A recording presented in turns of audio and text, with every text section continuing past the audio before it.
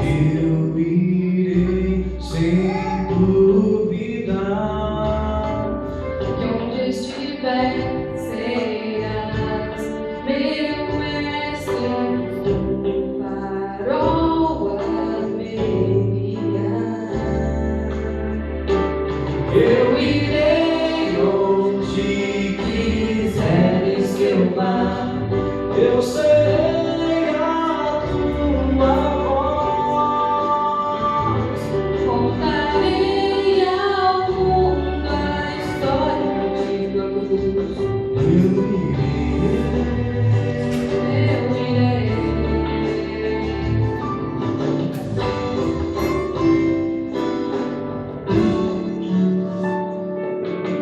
Pai, que eu seja um exemplo de bondade e perdão, que através da minha vida muitos vejam teu amor. Uma para o mais distante lugar, levarei a tua luz. Deixarei a minha vida em tuas mãos. Eu irei.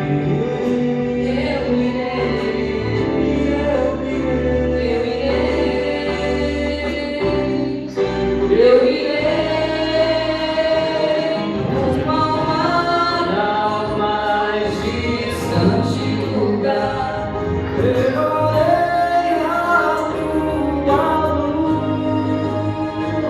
Deixarei a minha vida em tuas mãos. Eu irei.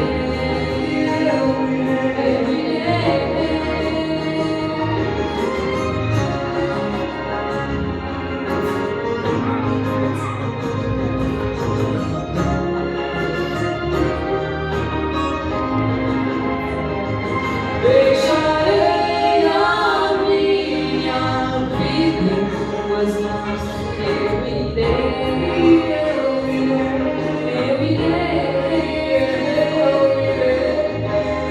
Oh, Jesus, eu irei pela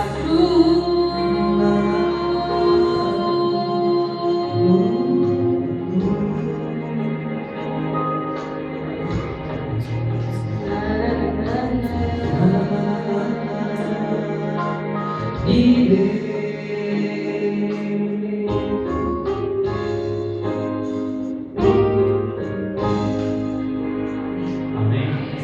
O nosso Deus pode ser louvado a cada dia. Mais uma vez aqui na nossa casa. Quero te pedir inspiração, ó Deus, e que possamos entender e colocar em prática a nossa vida. Em nome de Jesus Cristo. Amém. Amém. O tema que a gente vai tratar hoje é a solução de Deus.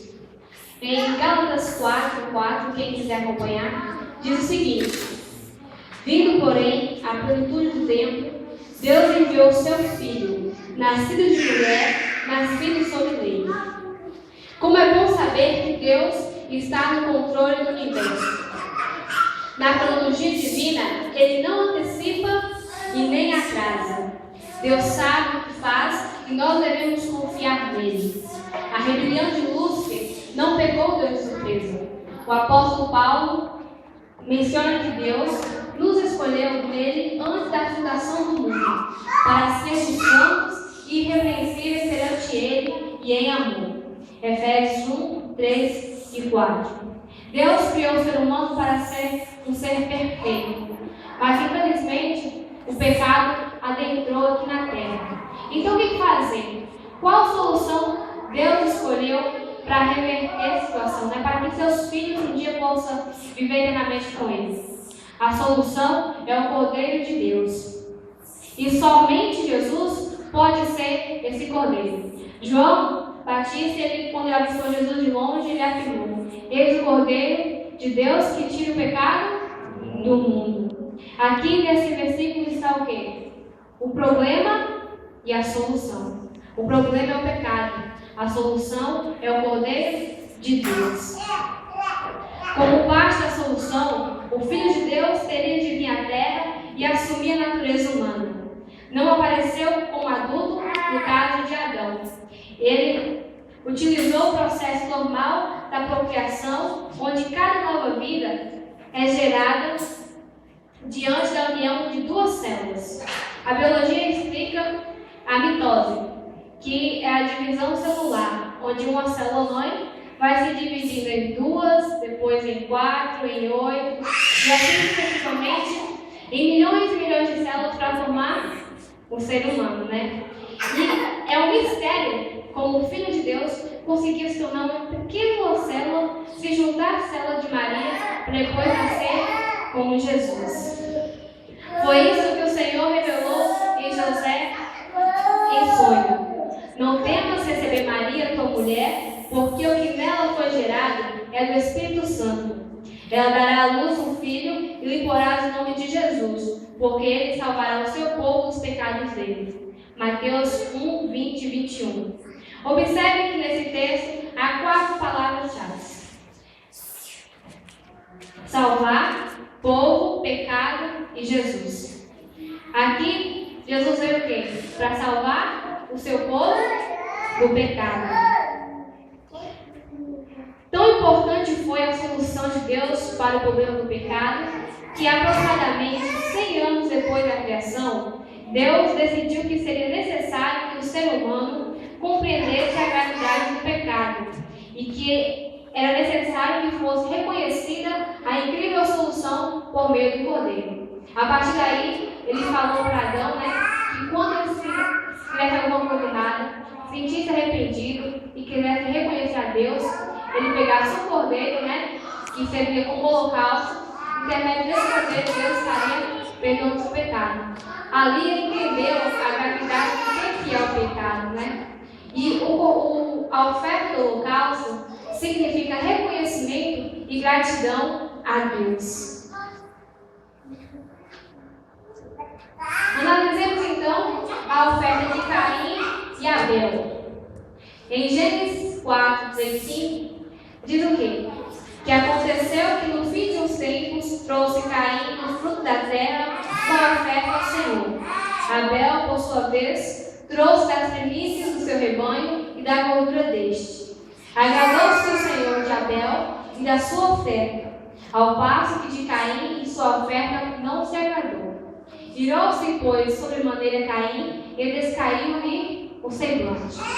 Aqui, nesses textos, a figura central não é nem Caim, muito menos Abel. A figura central aqui é Deus. O que aconteceu com Caim? Ele desconheceu a Deus. Em vez de ele levar como sacrifício um cordeiro, ele levou frutos da terra. Já Abel não. Ele procurou levar os melhores cordeiros que ele tinha para agradecer a Deus. Ele reconheceu Deus como soberano e salvador dele. O propósito da oferta do holocausto era assinalar o problema do pecado e a misericórdia de Deus ao encontrar a solução. Tudo isso para quê? Para que os seres humanos pudessem recuperar o privilégio perdido de viver pela eternidade.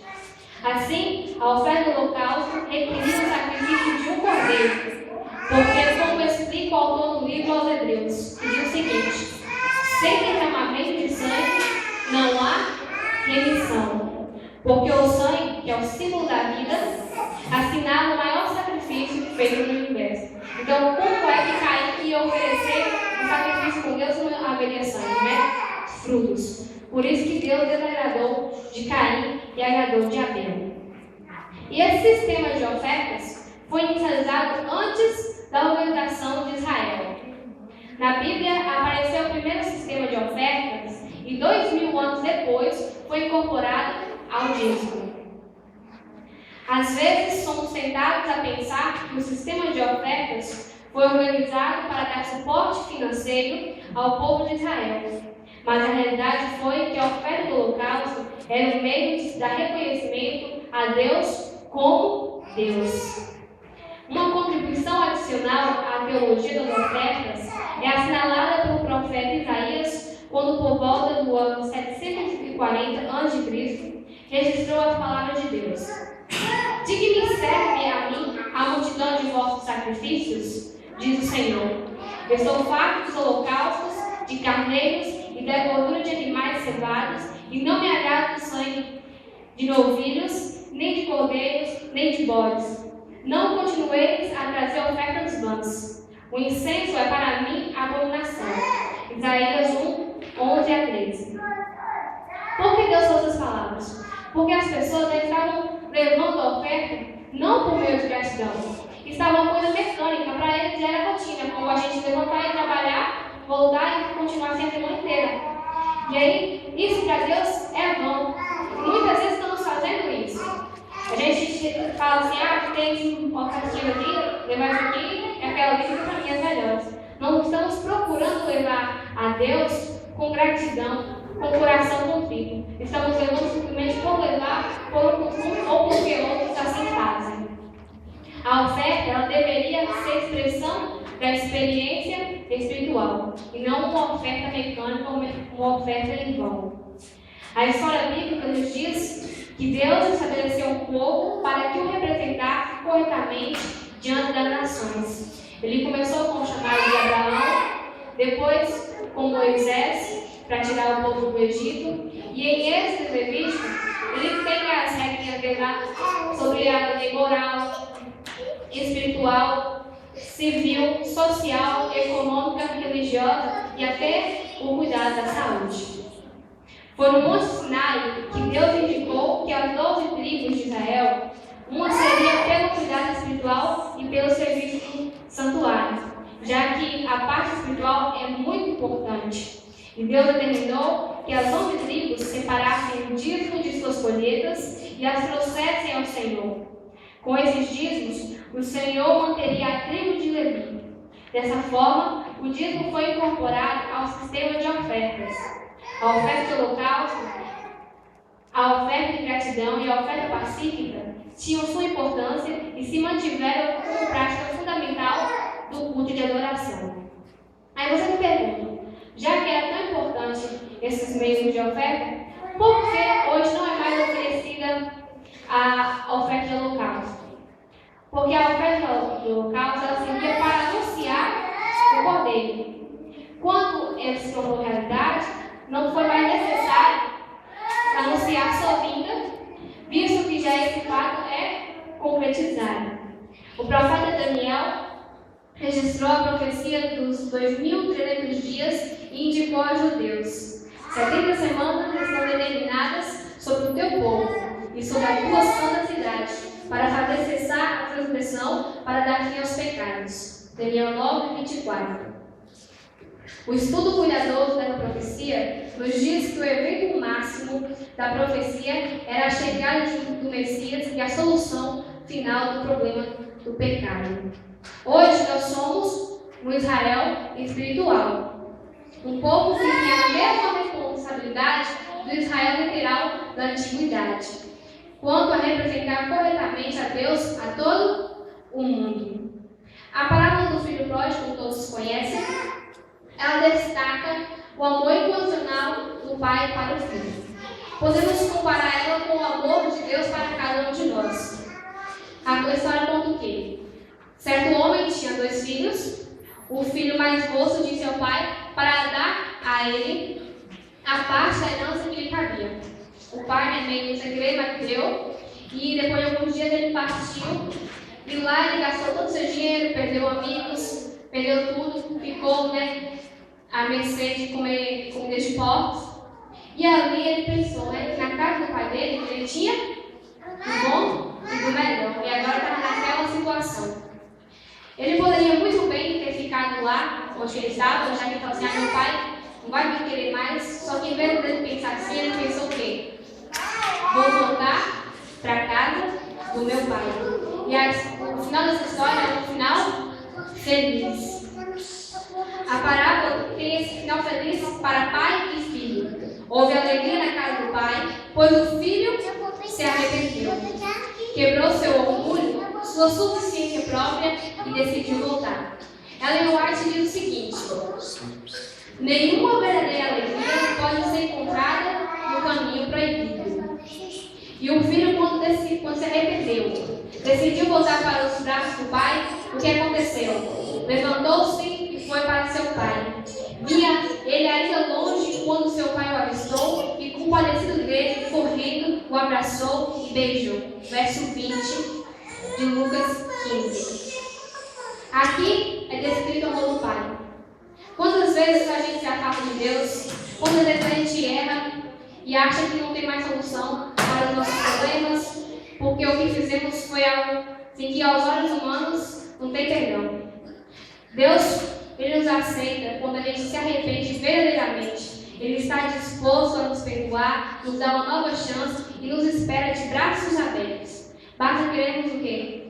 Aceitar o perdão e nos arrependermos. E, além disso, devemos deixar de lado o nosso orgulho.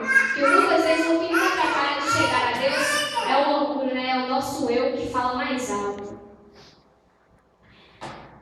Podemos reconhecer aqui um grande ensino a respeito do amor de Deus. Deus que segue amando os seus filhos do jeito que é. Isso nos leva a considerar que a estrada do pecado atacou profundamente o caráter e os governos de Deus que se fundamentam no amor verdadeiro e altruísta. Porque Deus nos criou sim para amarmos de verdade. E o Satanás ele quer destruir esse conceito que Deus criou para a gente. Por isso que há tanto ódio, há tantas pessoas egoístas e que gera o quê? Gera guerras contra nações e gera tanta coisa ruim que a gente está vendo no mundo. O egoísmo tem causado discórdia na igreja, enchendo-a de ambição não santificada. Mas o amor próprio é cego com a perfeição que Deus requer. Mas Deus diz: se alguém quer vir após mim, a si mesmo se negue. Toma a sua cruz e siga-me. Mateus 16, 24. Essa é a primeira fase da fórmula do mestre para uma vida cristã plena de significado. Negar nós mesmos. É difícil? Deixar os costumes, deixar o que a gente quer fazer, o que a gente acha certo, para seguir o que Deus quer que a gente faça. Mas não é impossível. Quando a gente toma essa decisão, ficar ao lado de Deus, pode vir tentações, pode vir o que for. Às vezes a gente pode cair. Mas com Deus é bem mais fácil de levantarmos e seguirmos em frente. Negar a si mesmo significa pôr o eu de lado e reinstalar Deus no lugar que lhe pertence por direito. Pois a vida pertence a Deus, não a nós. Ao aplicar essa forma de solução, a vida será transformada.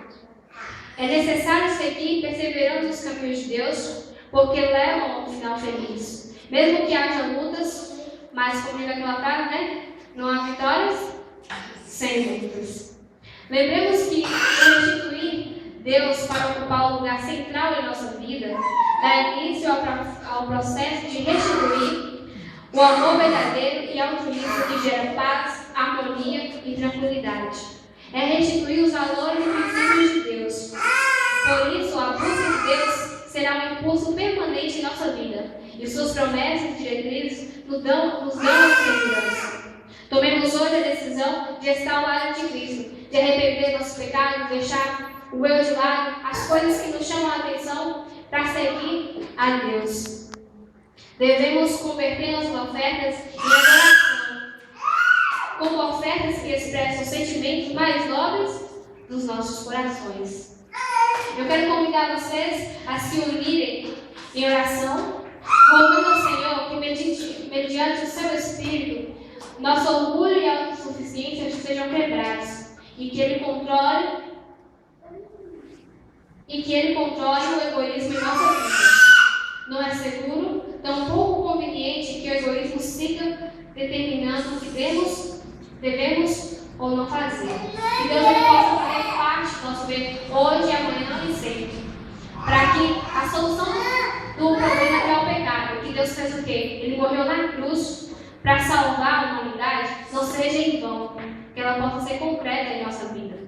Vamos, enquanto o Jessé canta, nos ajoelharmos, vamos orar para que Deus atue em nosso meio e para que possamos ter forças para quando as tentações virem, resistir. E quando sentimos vontade de fazer alguma coisa, a gente pensa assim, eu tenho que esvaziar o meu eu e pensar mais em Deus. Já você vai cantar, a gente vai levantar os joelhos para falar com Deus no final da música e dizer bem.